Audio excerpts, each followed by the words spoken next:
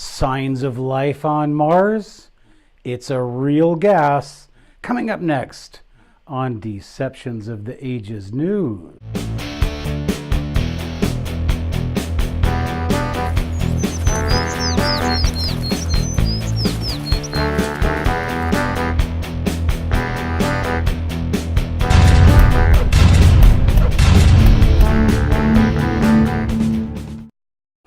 Hello everybody and welcome to Deceptions of the Ages News. We've got a big story today, and before we get started I just want to tell you or remind you that I am running for the United States Senate in Washington State. So if you're curious about the race, go ahead and look at my website HEINES4Senate.com. All right, so let's get started. Now, if you haven't clicked that subscribe button, you gotta do that also. We're getting a lot of new subscribers, and every day people ask me, so what are the topics here that you talk about? And if you didn't pick up at the beginning of the program, we covered the topics that are covered in my book, Deceptions of the Ages, Mormons, Freemasons, and Extraterrestrials. And notice my Mormons is in quotes. So today we're going to talk about extraterrestrials, and specifically an extraterrestrial maybe cover-up that has been occurring for a long time on Mars. And in order to justify the cover-up, or at least to prepare the public for an upcoming disclosure, the people at NASA are starting to release certain bits of information that people might find quite curious. Now, last week on, it was June 8th, in an article released by NASA, they disclosed that they have discovered a significant, or I won't say significant, I will say trace amounts of what is called methane in the Martian atmosphere. Now, they point out there are some specific things about methane that make it unique and tell something about the production of methane on the planet. Now, the first thing that they tell us is that methane is a gas that does not stick around for long. Once it is released, it basically goes into the atmosphere, and before long, it basically dissipates into some other element. So methane, it's a gas, big deal. Well, it kind of is, because if you figure out where it comes from and how it is produced, then that becomes a big deal. But let's look at all the possibilities first, which is what we do here on Deceptions of the Ages. All right, so according to NASA, there are two possible ways this methane could be produced. It could be produced geologically, which according to NASA involves volcanic processes, right? So you have to have volcanoes and then they produce methane. The more common version, however, is methane is produced by living organisms such as you and I, the yeast that ferments wine and champagne and other alcoholic beverages, the cows that we eat, the chickens, you name it. If it's alive, it produces methane. Now you say, well, how does a living organism produce methane? Well, I hate to be crude, but there's only one way to do this quickly, and that is to just say, that's right. We get methane from passing gas, and all organisms do it. Have you ever stood out in a cow pasture right after feeding time? Well, that's what happens when organisms digest food and matter. They digest it, and then a byproduct of that process is methane. So the question then becomes, well, who is farting on Mars?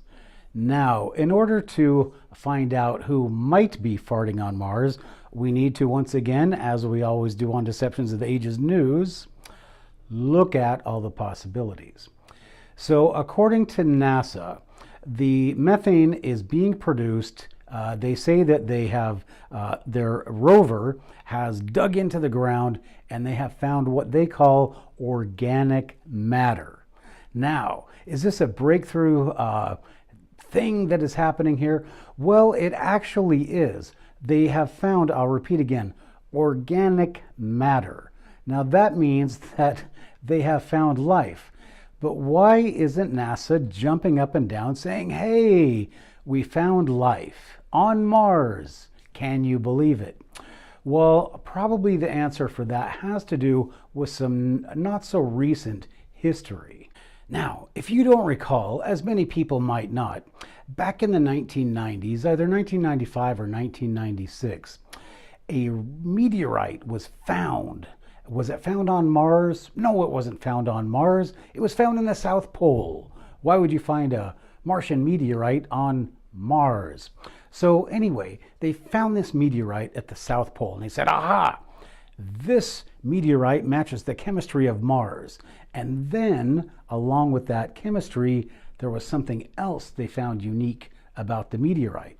And that was, according to billions and billions, cosmos originator and true cosmos guy, Carl Sagan, now deceased, said that the chemistry inside of the meteorite is special because if it's not organic, then the chemical processes that created an organic looking byproduct, which they found in this meteorite, was very interesting.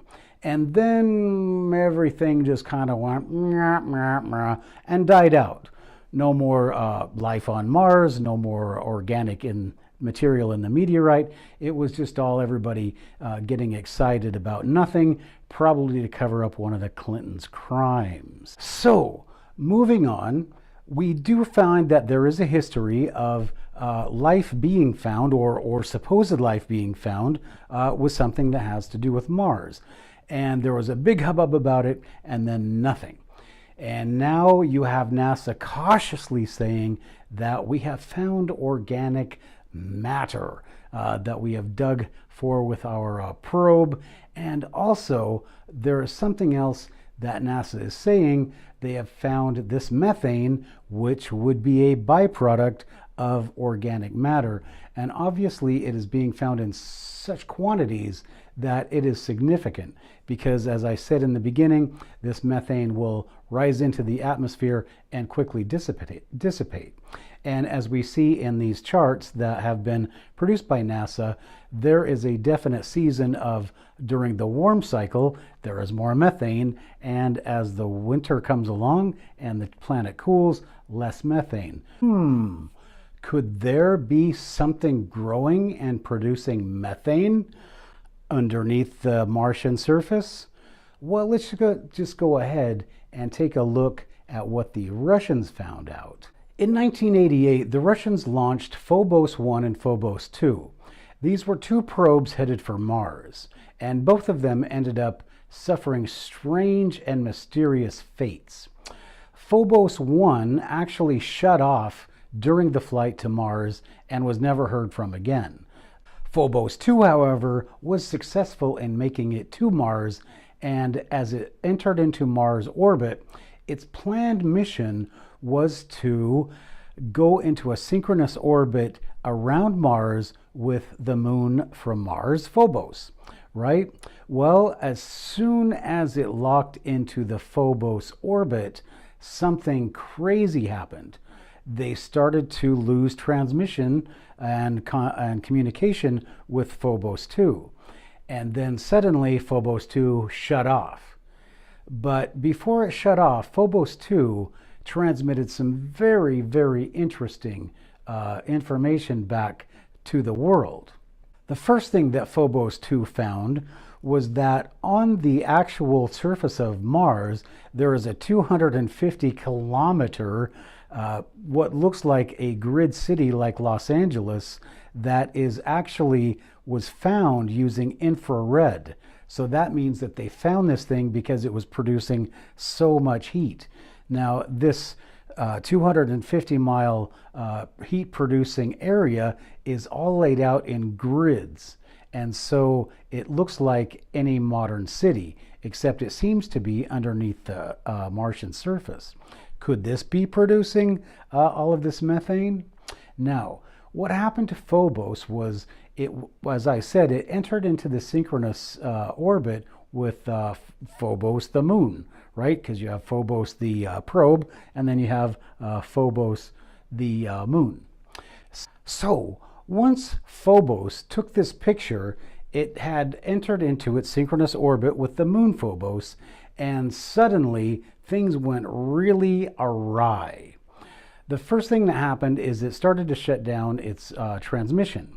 And the other thing that happened is that it sent back this crazy picture of this huge object that seems to be somewhere between the Phobos probe or satellite and the surface of Mars.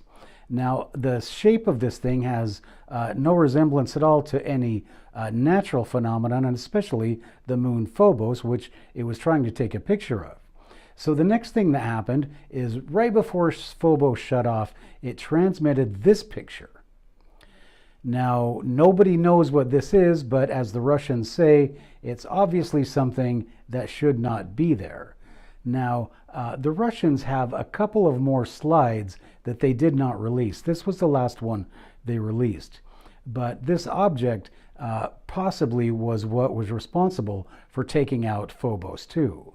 So, there you have it. NASA providing just a little bit of information. NASA historically making a big screw up with their Martian rock found in the North or South Pole. And then finally, we have some real collected evidence from the Russians that there is actually somebody or something on Mars that could be producing all of this methane that they're detecting in the atmosphere. So there you have it, the Martian extraterrestrial connection. We'll see you next time on Deceptions of the Ages News.